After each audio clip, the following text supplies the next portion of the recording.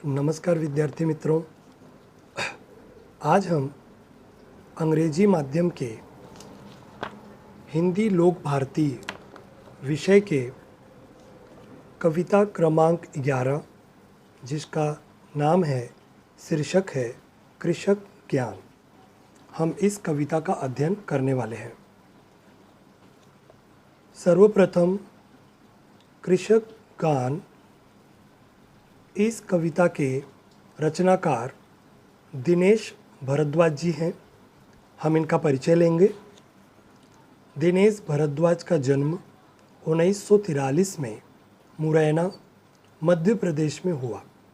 इनकी रचनाएं ज़मीन से जुड़ी रहती हैं तथा इनकी रचनाओं में अपने देश की मिट्टी की सुगंध आती है।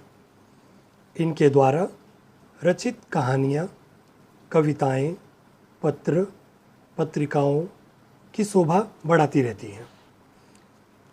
दिनेश भारद्वाज जी की प्रमुख रचनाएं जन्म और जिंदगी, तृष्णा से तृप्ति तक, कविता संग्रह, एकात्मा, दोहा संग्रह आदि हैं। कृषक ज्ञान, इस पद्य के बारे में अगर हम सारांश में कुछ समझना चाहें तो वो ऐसे है। इस कविता में बच्चों हम कृषक के जीवन पर, किसान के जीवन पर आधारित इस कविता को पढ़ने वाले हैं। इस गति के माध्यम से कवि अन्नदाता कृषक की दुर्दशा का वर्णन करते हुए संसार में उसके महत्व और सम्मान को पुनः स्थापित करना चाहता है। इस कविता का उद्देश्य कृषक द्वारा किए गए कठोर परिश्रम के महत्व को समझाना है। उनके द्वारा परिश्रम से उगाए गए अन्न की कीमत को समझाना है। उसके प्रति सभी के मन में मान सम्मान की भावना जागृत करना है। तो एक तरह से हमने कृषक गान कविता में हम क्या अध्ययन करने वाले हैं, हमने उसकी जानकारी ले ली है। तो बच्चों आओ हम शुरू करते हैं कविता कृषक गान। इसका जो पहला स्टैंजा है वो इस तरह से है। हाथ में संतोष की तलवार ले उड़ रहा है, जगत में मधुमास उस पर सदा पतझर रहा है। दीनता अभिमान जिसका आज उस पर मान कर लूँ, उस कृषक का गान कर लूँ। जी दोस्तों, अब हम इस पहले स्टैंजा का अर्थ जानेंगे। कवि द्वारा प्रस्तुत इस स्टैंजा में कविता में किसान की दुर्दशा का वर्णन करते हुए कहता है कि किसान के हाथों में संतोष की तलवार है, अर्थात वह बहुत ही संतोषी स्वभाव का होता है। इसके वजह भी एक तरह जहाँ पूरा जगत मधुमास अर्थात वसंत की भांति फल फूल रहा है, खुशियाँ मना रहा है, वहीं दूसरी तरफ किसान का जीवन पतझड़ की तरह भांति नीरस और दुखों से घिरा होता है। यही गरीबी उस कृषक का अभिमान है। ऐसे कृषक पर कवि आज गर्व करना चाहता है और उसके सम्मान में गीत गाना चाहता है। बच्चों, इस स्टैंजा में कवि के गरीबी को पतझड़ से तुलना की गई है और बताया गया है कि जो कृषक की गरीबी है वही उसका अभिमान है। यहाँ बताया गया है कि जिस तरह पूरी दुनिया एक तरफ अपनी ज़िंदगी जी रहा है, वसंत ऋतु की भांति फल फूल रहा है, खुशियाँ मना रहा है, वहीं दूसरी तरफ किसान अपने जीवन में दुख भोग रहा है। बच्चों, आओ हम दूसरे स्टैंजा पे चलते हैं। चूस कर श्रम रक्त जिसका जगत में मधुरस बनाया, एक सी जिसको बनाई सर्जक ने भी धूप छाँव। मनुजता के ध्वज तले आवाहन उसका आज कर लूँ, उस कृषक का गान कर लूँ। बच्चों, इस पंक्ति में कवि कहता है कि जिस किसान ने अपना खून पसीना बहाकर इस जगत को सुख और समृद्ध बनाया, उसके लिए संसार ने निर्माता के एक रूप ही धूप छांव बनाई। कवि मानवता के ध्वज तले अर्थात मानवता के नाते उसका आवाहन कर रहा है और सम्मान में गीत गा रहा है। हम सभी जानते हैं कि किसान अपने खेतों में दिन रात मेहनत करके खून पसीना बहाकर अन्न को जन्म देता है और उस अन्न से सारे जगत, सारे संसार के लोगों का भरण पोषण होता है, सुख समृद्धि आती है और किसान जो है लोगों का अन्नदाता कहलाता है। तो इस पंक्ति में कवि ने किसान की मेहनत को दिखाने का प्रयत्न किया है और उसके सम्मान में गीत गाने का प्रयत्न किया है।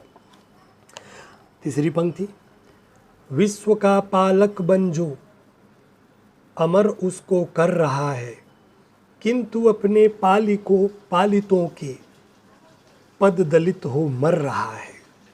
आज उससे कर मिला नव सृष्टि निर्माण कर लूं, उस कृषक का गान कर लूं। कवि इस पंक्ति में कहना चाहते हैं कि कृषक पूरे विश्व का पालक है। वह पूरे विश्व के लोगों के पालन पोषण हेतु अन्न उगाकर लोगों को जीवन दे रहा है और उन्हीं लोगों के पैरों तले कुचलकर वह मर रहा है। अर्थात कृषक जिन लोगों के भरण पोषण हेतु अथक परिश्रम कर रहा है, वही लोग उसका आर्थिक शोषण कर रहे हैं, उसे मृत्यु के मुंह में धकेल रहे हैं। कवि ऐसे शोषित कृषक से हाथ जोड़कर उसके लिए एक नई सृष्टि का निर्माण करना चाहता है और उसके सम्मान में गीत गाना चाहता है। बच्चों, आपने पूरी तरह से देखा होगा कि किस तरह से कवि कृषक के बारे में बताना चाहता है कि वो पूरे विश्व का पालक है, वो पूरे विश्व को जीवन देता है, पालन पोषण करता है और वही विश्व के इंसान लोग, मानव, उसका शोषण कर रहे हैं। बच्चों, चौथी पंक्ति में, छीण निज बलहीन तन को पत्तियों से पालता जो, ऊसरों को खून से निज उर्वर कर डालता जो, छोड़ सारे सुर असुर मैं आज उसका ध्यान कर लूं, उस कृषक का गान कर लूं। बच्चों, इस पंक्ति में कवि कहना चाहते हैं कि कृषक स्वयं के कमजोर तन को पत्तियों अर्थात रूखे सूखे भोजन से पाल रहा है, फिर भी वह देश का पेट भरने के लिए अपनी कड़ी मेहनत से बंजर भूमि को उपजाऊ बनाता है। कवि ने यहाँ स्पष्ट किया है कि किसान अपने सुख दुख की चिंता किए बिना, दिन रात की चिंता किए बिना पूरे समय कठोर परिश्रम करके देव और दानव से श्रेष्ठ बनकर लोगों के लिए काम करता है, अनाज पैदा करता है। अंततः कवि उसके सम्मान में गीत गाना चाहता है और उसका सम्मान करना चाहता है। हम सभी ने किसान की मेहनत को बहुत करीब से देखा। अंतिम पंक्ति में कवि कहना चाहते हैं, यंत्रवत जीवित बना है मांगते अधिकार सारे, रो रही पीड़ित मनुजता आज अपनी जीत हारे, जोड़कर कण कण उसी के नीड़ का निर्माण कर लूं, उस कृषक का गान कर लूं। अंतिम पंक्ति में कवि कहते हैं कि कृषक अपने अधिकार मांगते मांगते अब केवल एक यंत्र बन के जीवित रह गया है। कवि के अनुसार वो अपने अधिकारों को मांगते मांगते केवल एक मशीन बन के रह गया है। कृषक की ऐसी दुर्दशा देखकर मानवता आज अपनी जीत को हार समझकर रो रही है। कवि कहते हैं कि जो कृषक इस संपूर्ण विश्व का अन्नदाता है, उसे उसके ही अधिकार नहीं मिल रहे हैं। अपने अधिकारों को पाने की चाहत में अब वह मशीन के समान जीवित रह गया है। उसकी ऐसी दुर्दशा पर मानवता भी दुखी और लज्जित है। आज मैं उसी कृषक की मेहनत का एक एक कण अर्थात उसकी मेहनत की एक एक पूंजी जोड़कर उसके लिए एक घरौंदा बनाना चाहता हूँ और उसके सम्मान में मैं एक गीत गाना चाहता हूँ। जी दोस्तों, बच्चों, ये कविता कृषक गान जिसके रचनाकार दिनेश भारद्वाज जी थे, उसको मैंने पढ़कर उसका वर्णन आपके सामने करने की कोशिश की है। आप इसे बार बार सुनिए और जितनी बार आप इसे सुनेंगे उतनी बार इसका अर्थ आपको समझ में आएगा। और जब आप इसके अर्थ को समझ लेंगे तो परीक्षा में, बोर्ड के एग्ज़ाम में इसके जिस भी स्टैंजा पर प्रश्न बनेंगे उसको आप बहुत ही अच्छे तरीके से कर सकते हैं। तो मैं अगली कड़ी में फिर किसी कविता के साथ या किसी पाठ के वर्णन के साथ हाजिर रहूँगा। तब तक के लिए नमस्कार। और अगर अभी तक आपने हमारे चैनल को सब्सक्राइब नहीं किया है तो इसे सब्सक्राइब कर लीजिए, क्योंकि समय समय पर इसमें पठन पाठन का कार्य मेरे द्वारा और मेरे लोगों के द्वारा होता रहेगा। जय हिंद, जय महाराष्ट्र, जय उत्तर प्रदेश।